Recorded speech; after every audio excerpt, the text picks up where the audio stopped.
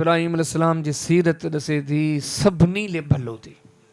घणा माण्हू चवंदा था फिलाणो भाइरनि जे ले भलो आहे, फिलाणो भेणनि ले भलो आहे, फिलाणो दा पंहिंजी क़ौम ले ॾाढो भलो आहे, फिलाणो पंहिंजी बिरादरी ले ॾाढो भलो आहे, फिलाणो पंहिंजी जमात ले ॾाढो भलो आहे, फिलाणो पंहिंजे वेझनि अज़ीज़नि जे ले ॾाढो भलो आहे। इब्राहिम अलैहिस्सलाम जी सीरत दसे थी सभिनी जो ख़ैर ख़ा थी, सभिनी ले भलो थी।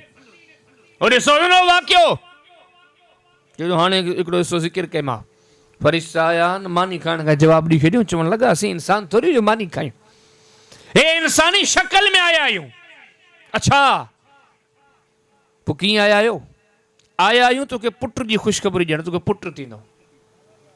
ॿियो कमु हाणे त तोखां फारिग थी पोइ परियां ॻोठ में वेंदासीं, परियां शहर में वेंदासीं, हुते इहो कमु करिणो आहे, इन ॻोठ खे तबाह करिणो आहे। कंहिंजो ॻोठ आहे? काफ़रनि जो ॻोठ आहे। ये शहर कंहिंजो आहे? काफ़रनि जो आहे। काफ़रनि जे ॻोठ खे तबाह कंदासीं।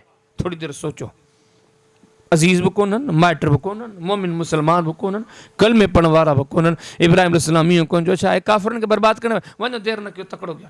हे काफ़रनि खे कम जा ई कोन्हनि, हे मुखालिफ़ अल्लाह जी शरीयतनि जा, देरि न कयो, जल्दी वञी तबाह कयो। यकीनन न।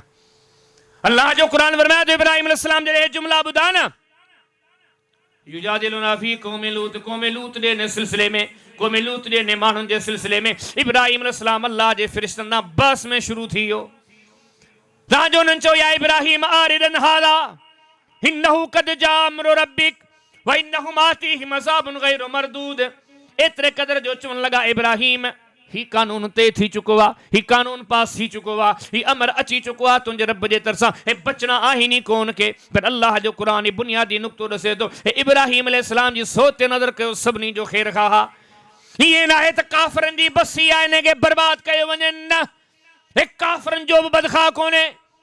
तूं जेकॾहिं मुसलमान थी, मुसलमाननि जो बदख़ा थी, मिटनि माइटनि जो बदख़ा थी, दीनी दोस्तनि भाइरनि जो बदख़ा थी, जमातनि जो बदख़ा थी, मस्जिद वारनि जो बदख़ा थी, ओड़े पाड़े वारनि जो बदख़ा थी, मिटनि माइटनि भेरनि भाइरनि जो बदख़ा थी, तो कहिड़ो दीनदार है? इब्राहिम अलैहिस्सलाम जी वार्ता कान्हे का?